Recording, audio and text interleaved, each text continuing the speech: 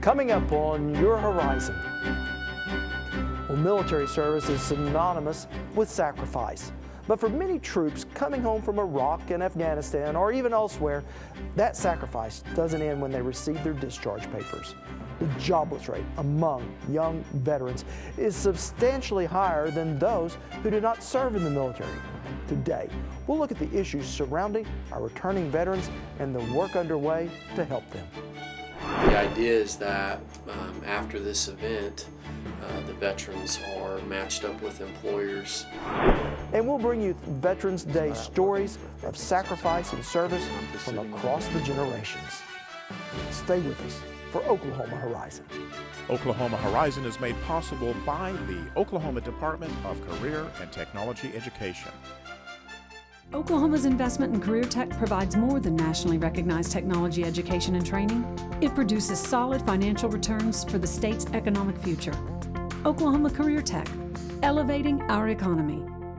And the Oklahoma Department of Agriculture, Food, and Forestry, helping good people grow good things. And now, from the Career Tech Studios in Stillwater, here's your host, Rob McClendon. Hello everyone, thanks for joining us here on Horizon. Well, during the last decade, less than 1% of the American population served in uniform, the smallest percentage since World War II. Despite conflicts in Iraq and Afghanistan, thankfully most Americans have never witnessed the pains of war firsthand. Yet, that disparity between those who serve and those who have not may be partially behind a troubling trend. 1 in 3 male military veterans under the age of 24 is unemployed. The jobless rate in 2011 for these young veterans was 29.1%. For men in the same age group who did not serve, it was 17.6%. For veterans ages 25 to 34, their unemployment rate is still higher than non-veterans, but just by about 3%. It is not until you get to the 35 to 44 age group that veteran and non-veteran unemployment rates become more comparable.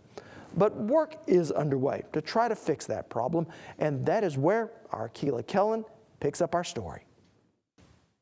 Re-entering the workforce hasn't been the easiest task for some of our men and women who have served our country, which is why national efforts have been put into place to fix the problem at hand, making government officials in Oklahoma take action. With soldiers returning home and families being reunited, many of the men and women are coming home to face a new challenge of finding work. Secretary of Veteran Affairs Rita Aragon says efforts are being put into place to find employment for our servicemen.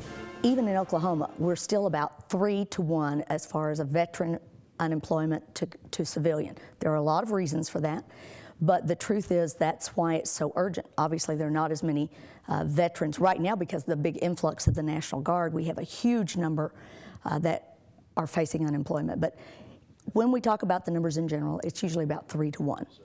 Major General Lee Baxter spent more than 3 decades on active duty and says it's often not easy for soldiers to transition back into civilian life. For the individual returnee is he's got to understand and feel good about his own future and what he's going to do. And for a lot of Oklahoma veterans, that's an uncertain period. And as they return, particularly now the National Guard, a lot of these young men and women need that education and need the security that comes with finding themselves in a new professional pattern and a new job.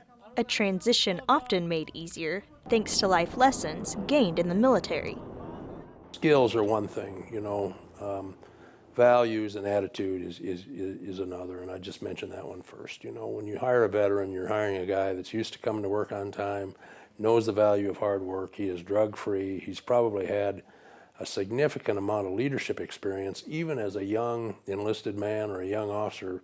He's had an awful broad level of experience. So he or she is a good person to begin with, and the kind of person you're going to want to hire.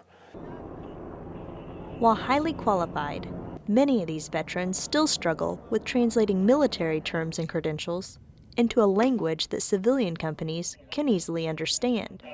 And the skill sets they bring are very, very diverse. But then they have many specific skills that are often masked by, you know, military terminology or military occupational specialty, and I always use a field artillery cannoneer from Fort Sill, you know, we think of as firing a howitzer and doing all that sort of thing. But in fact, he's very capable and very experienced and trained in long-haul trucking and hazardous long-haul trucking. Probably been, you know, driving semi-trailers of hazardous cargo, ammunition across Afghanistan and Iraq for the last year or so. So it's a very easy transition for him into driving trucks that have hazardous material in the civilian sector. And our challenge is to translate those skills to a civilian company's understanding of what's needed and get them their certification earlier and give them credit for what they've done, not necessarily what it's been called. And helping these veterans transition into civilian life is a combined effort here in the state. The Oklahoma Employment Security Commission, the OESC, Career Tech, obviously, and the folks from the Department of Commerce have put a strategic working group together to be able to outline and to formalize processes so that we can help those people coming back. Levi Valdois matches veterans with job openings and even helped organize a state veterans career day. The event is the Oklahoma Military Connection hiring event. It is a combined effort with state agencies in Oklahoma as part of a kind of a governor's push to hire veterans with the Oklahoma Department of Veterans Affairs. And the idea is that after this event, the veterans are matched up with employers, interview within the next 30 days with those employers as a second round interview. If they're a good match with the company that we match them up with or that they met at the event, then they go to work for that company within 30 days. And according to Air Force Brigadier General Ben Robinson, continued unemployment among our veterans could in the long run even threaten our national security. We have some statistics that say that only about 25% of America's young people are qualified either academically or physically or with a drug issue that can even qualify for military service. So that cuts it down. If you're a young person and you're thinking about going in the military and you do have the academic background and the physical background and you've lived a drug-free life, and there's only 25% of you, and we don't show that we're committed to helping you make that transition back into the civilian world, that's an issue of national security. Working to serve those who have fought to serve us. The national unemployment rate for all veterans was down to 6.7%, according to statistics recorded in September, which was more than a full percentage point lower than the general population average of 7.8%. Making it the lowest overall unemployment rate since January of 2009.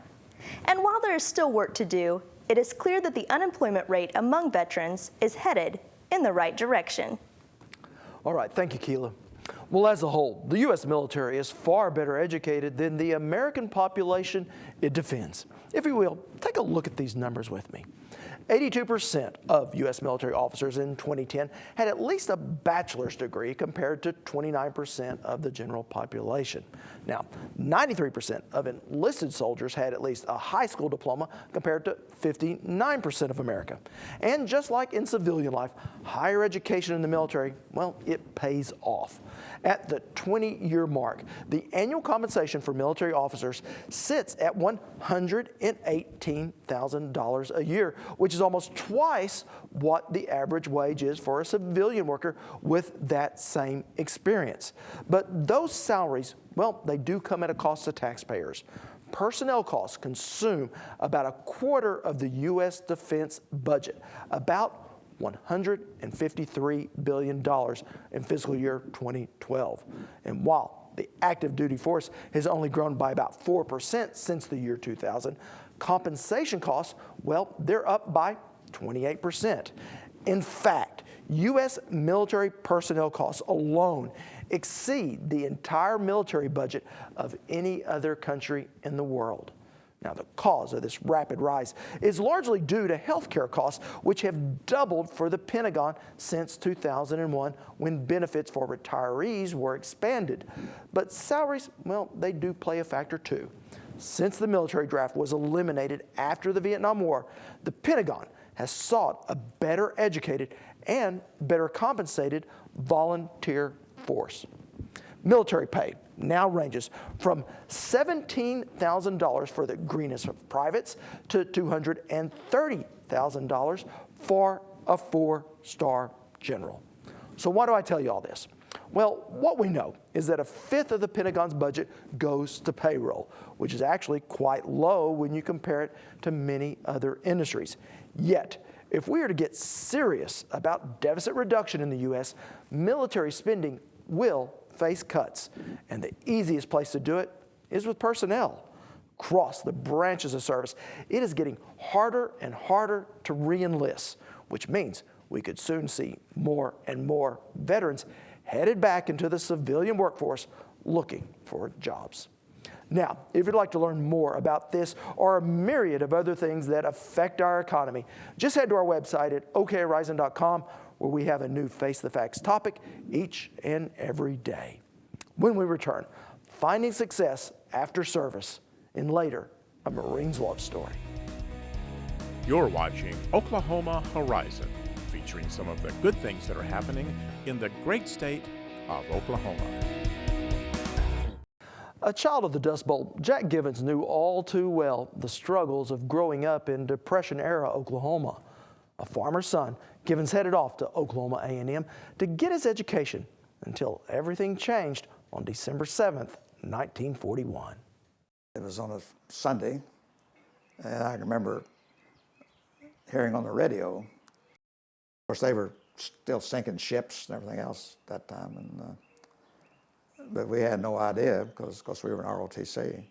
In ROTC, Jack went on to officer candidate school, only to find himself on the beaches of Normandy, leading a platoon fighting their way through France.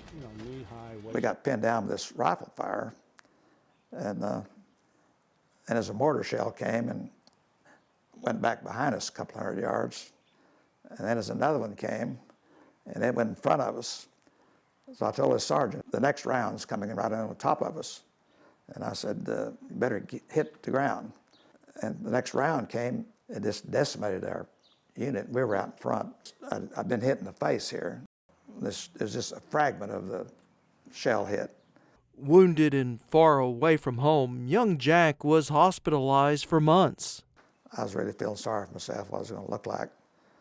And I heard all this moaning and groaning in there, so I walked in there, and here's guys with their legs blown off and their arms blown off and all that.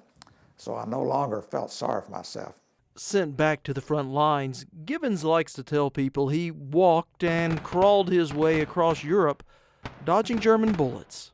You could have got killed so many times that you didn't, And I felt watched over, I guarantee you for sure.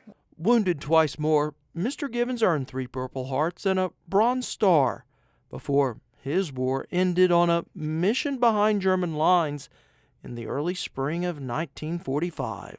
And the Americans were going to go around this mountain with tanks, and we'd take this town and cut the Autobahn and hold it. Well, this was like midnight, and we got over this hill there, and there was a guard there, but he was asleep. He was leaning up against a chair. He didn't know there was any Americans anywhere close by. And then we captured over 200 there just inside this building, didn't kill anybody. And we decided to make our headquarters the biggest building we'd find there, and it was like a 5 or 6 story hotel is what it was. But the next morning, Givens found his company surrounded by German troops, fighting their way out, no longer an option. And we threw down hand grenades in this open half-track, but then they called in a tank, brought a big tank in there, and they was just blowing the sides out. So I told them then to everybody, we just had like 30 men left out of our company by that time. I said, just go ahead and surrender. But once captured, Jack Givens could even make a friend with his enemies. They were taking me up to the commander up there. While he was interrogating him, and he said, where'd you get that hole in your face there? And I said, there's a place called Fillet Gap in Normandy. And he pulled his boot off and pulled up his pants leg, and he had a scar down about 10 inches long down this leg. He said, I got that at the Filet Gap just for, we were the ones that was right next to you. And he just laughed about that. Mr. Givens was more than happy to leave the war behind, finishing up college and teaching ag education in California, until the opportunity to come back home and farm. And I'm happy to tell you that Mr. Givens, well into his 90s, still farms his land just outside of Mangum, and just this past year was the latest inductee into the Governor's Ag Hall of Fame. Oklahoma Horizon is now portable. Just subscribe to our weekly podcast. Visit iTunes.com, where you can download our show for your listening or viewing convenience. Well, like many warriors who have witnessed war firsthand, Charles Millerino was happy to let those memories fade into the past. But when his wife of 40-plus years found some forgotten audio tapes, he knew he had a final mission to complete. Today, we revisit a Marine's love story. I got this steak for our anniversary tonight. It's dinner time for Alice and Charles Millerino. With a lot of butter. Nothing fancy, even if tonight is their 43rd anniversary. Inseparable through the years, they met in college. Alice, a homecoming queen, and Charles, the big man on campus and on the court. And I did real well at Murray. I was sixth highest scorer in the nation in junior college. Oh, I thought, oh, what a nice looking young man. A budding relationship, yet Charles knew there was something else he needed to do. Here I am, 17 years old, almost 18 years old, and I'm just sitting in the dormitory. So Charles joins the Marines, off to boot camp at Parris Island, with his love back in Oklahoma. After he joined, he wrote me a letter and he asked me if I'd marry him. I said sure, and he went out and bought me a ring, and that was that. Had it delivered. Had it delivered. It came in the mail. Little time for romance when you're heading off to Vietnam. Shipped to the front lines, Charles found himself along the infamous DMZ. We were surrounded by North Vietnamese everywhere. And it was here he became friends with the old man of the platoon, Mike Ferraro. He was the kind of guy that was always joking around and always the lighter side of stuff. And he was kind of a clown, but then you could learn a lot from him. Like how to deal with missing your girl back home. You're just trying to keep your girlfriend. That's one thing. That's just the reality of it. So Charles had another idea. Rather than write, he taped his love letters on an old reel-to-reel tape player. Damn, I hope nobody else is listening, because I feel sort of embarrassed if they heard the lousy tape I'm making up. And if you let anybody hear it, I'll go nuts. Please don't tell me if you do let anybody hear it. There was a lot of I love yous in there. Well, I say it all the time. I love you a whole lot. I wish I was there. And that kind of stuff. And every time I taped, there were a bunch of guys there. We were very respectful, cognizant, and knew that these are important things. So when Mike walked in without knowing Charles was talking to Alice, you can hear the apologies. And here comes Mike Farrar. What's everybody coming here for? Hey man, what's going on? Because I'm taping the thing. That's why everybody's coming here. Is that on now? Yeah, it's on now. I want you to say a few words. That's your girl? Yeah, my girl. I'm sorry there. And while Mike liked to kid around, their job was often deadly serious.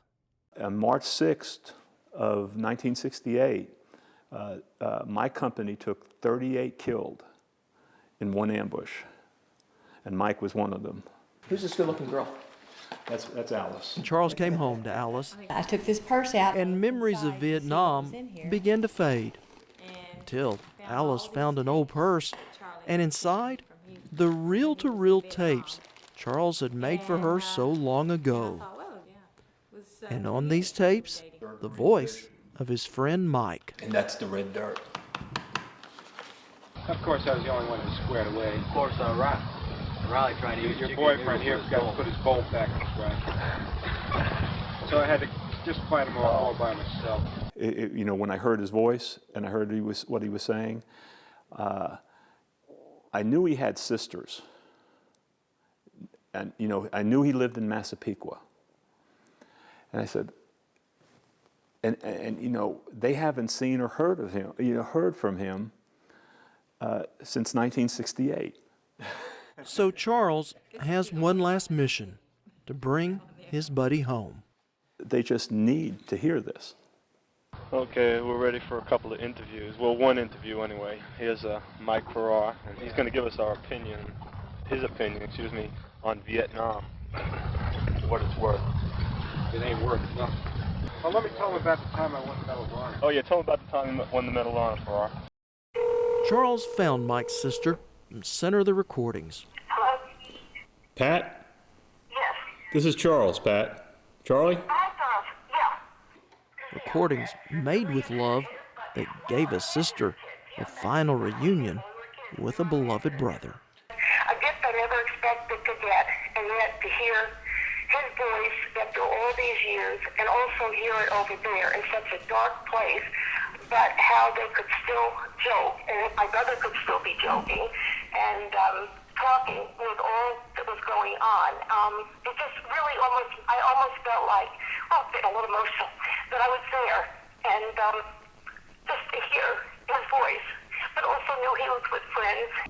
Yeah, Pat, you know, Mike's sense of humor and all of that did something for me. Those are things that were wonderful things for me. And like I told you, my grandkids and my son and my daughter and everybody will know about, they know about Mike. And they've heard the tapes. And so, without sounding corny, he's going to live with them. And then the other thing is, he's part of my life. And I'm not going to forget him. I forgot a lot of things, and I tried to forget a lot of things. And, okay? Yes. Sorry if I'm a little emotional. Well, I am. After all these years, it still comes back. But it just, those things touch me, just what you're telling me, because I think that's so great. And not to sound corny, too, but I really love my brother. It's just so nice that somebody else cared about him and just wants to keep his memory alive. And I think that's wonderful. Myself now, the adult, I'm looking back at kids. That's what and you're listening to kids talk, teenagers talk about stuff, and trying to be as grown up as the situation warranted, but still kids. And that's what I hear when I listen to that. And I can't help, but think, it's a damn shame, that because they were all good people. Well, like many veterans, Charles' battles were not over when he left Vietnam. Within 6 years of his return, he was diagnosed with Hodgkin's disease, an all too common cancer for those veterans exposed to Agent Orange. He battled and won that fight, and like he told us, tried to put the war behind him. But when the traveling Vietnam Memorial came to nearby Tishomingo, he found his friends' names on the wall and asked if he could spend the night there. One last patrol with the boys of his youth who still hold a special place in his heart more than 40 years later. If you're interested in Oklahoma culture, you can keep up with us throughout the week on the Red Dirt Chronicles blog. Look for the On the Horizon postings on Tuesdays and Fridays, and tell us what you think. Next time on Oklahoma Horizon, from multi-million-dollar casinos to a growing industrial base, we'll examine the economic impact Oklahoma's native tribes have on our state. Our goals, our mission is to enhance the quality of life of our people. But how do you do that without helping to other people around you, enhancing their lives as well? On Oklahoma Show for the Heartland, Oklahoma Horizon. Well, that is going to wrap us up for today, but you can see more of any of our stories on our website at okhorizon.com. You can watch us on the go with our weekly podcast on iTunes. Follow us throughout the week on Twitter at OK Horizon TV, or just become a Horizon fan on Facebook. I'm Rob McClendon. Thanks for watching. See you back here next week. Horizon is made possible by the Oklahoma Department of Career and Technology Education and the Oklahoma Department of Agriculture, Food, and Forestry, helping good people grow good things.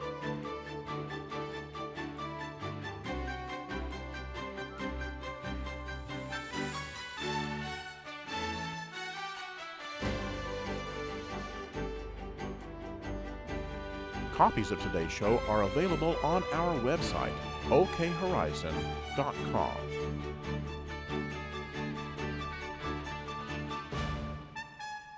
Thank you for watching Oklahoma Horizon.